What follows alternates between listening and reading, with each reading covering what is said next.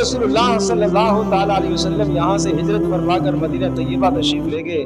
10 سال کا زمانہ آپ نے وہاں گزارا، اور وہاں جو لوگ تھے وہ انصار کہلاتے تھے، ادھر سے جانے والے مہاجرین کہلاتے تھے، اور مکہ کے رہنے والے لوگ وہ تجارت پیشہ لوگ تھے، تاجر تھے، بڑی بڑی تجارتیں تھیں ان کی. مدینہ میں رہنے والے لوگ کھیتی باڑی کرنے والے لوگ تھے، ان کے باغات تھے، ان کی اپنی کھیتیاں تھیں. یہ طبقاتی فرق ہے، یہ بزنس مین ہے، یہ کسان ہے، یہ کھیتی کرنے والا ہے، یہ دن دہاڑے کھیت میں رہتا ہے. مگر رسول اکرم صلی اللہ تعالیٰ علیہ وسلم پر قربان جائیے، آپ نے ایسا منظر پیش فرمایا، آپ نے ایسا نقطہ اتحاد عطا فرمایا کہ انصار اور مہاجرین کے درمیان میں محبتیں پیدا ہو گئیں، اور اس محبت کی مثال نہیں ملتی. آپ تصور تو کریں کہ آپ ایک محلے کے اندر، ایک سوسائٹی آپ تصور کر لیں، جس سوسائٹی کے اندر آپ 1000 گھرانے ہیں، 800 گھر ہیں. اب ان 800 گھرانوں کے اندر سمجھ لو کہ 400 لوگ باہر سے اور آگے، اور ان 400 افراد کو کھلانا پلانا، ضروریات کا پورا کرنا انہی کے ذمہ ہے جو پہلے سے یہاں رہ رہے ہیں.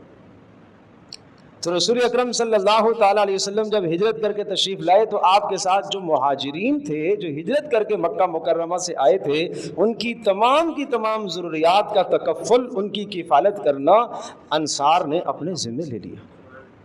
اور نہ صرف ذمہ لے لیا بلکہ یہ مثال ملتی ہے کہ ایک انصاری اپنے مہاجر بھائی سے کہتا ہے کہ بھائی میرے پاس جو جائیداد ہے وہ ہم آدھی آدھی کر لیتے ہیں، آدھی تم لے لو، آدھی میں لے لیتا ہوں، اور میری 2 بیویاں ہیں، میں ایک بیوی کو طلاق دے دیتا ہوں، عدت گزرنے کے بعد تم نکاح کر لینا.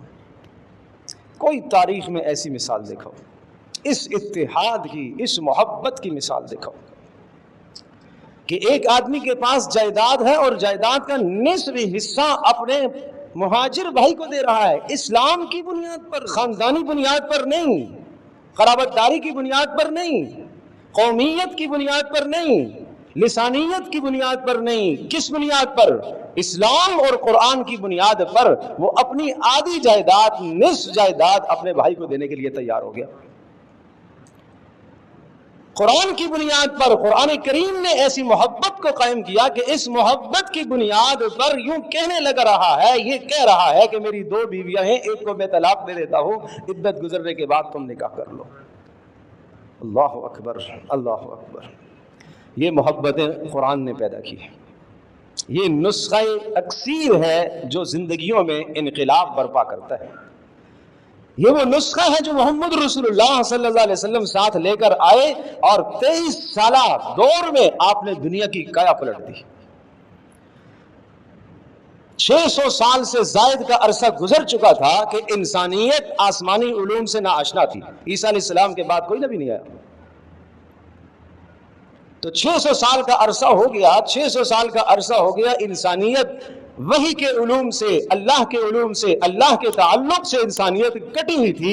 اور اس انسانیت کا کیا حال ہوگا کہ ایک آدمی دوسرے بھائی کو قتل کر کے اس کے سر سے، اس کی کھوپڑی سے بھیجا نکال کر اندر شراب پینا اپنے لیے سعادت سمجھتا تھا. 1400 جنگیں ہیں زمانہ جاہلیت کی جن کو تاریخ نے ذکر کیا. 1400 جنگیں، 40 سال جنگ لگی رہی، باہمی لڑائیاں، مگر قرآن نے سب کو شیر و شکر کر دی. قرآن نے سب کو جوڑ دیا. یہ اللہ کی رسی ہے.